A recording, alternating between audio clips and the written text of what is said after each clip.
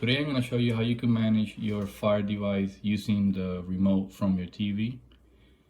There's a technology called CEC which communicates via HDMI that allows your TV remote to communicate to devices via HDMI and be managed with the remote.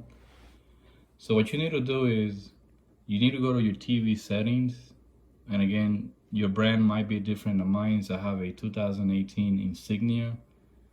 In my case, I had to go to settings, and then there's this option here called in link, and on the bottom it says that it allows the TV to automatically control CEC devices. So you're looking for the word CEC on your settings, but your TV has to be a newer TV. Generally a 1080p or 4K TV should have this setting enabled.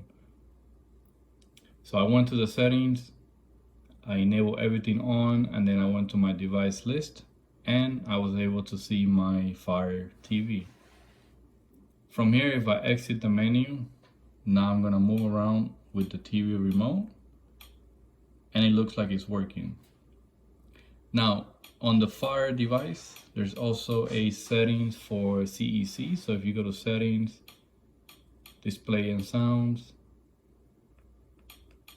you want to make sure that this option is enabled. Otherwise, it won't work if it's only enabled on your TV.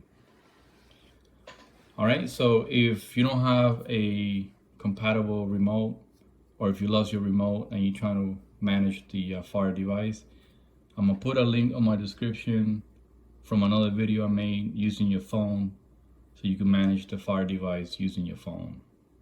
Otherwise, this is a real neat way to control your Fire devices if you lost your control and you don't want to pay the $29 or the $25 to buy a new remote.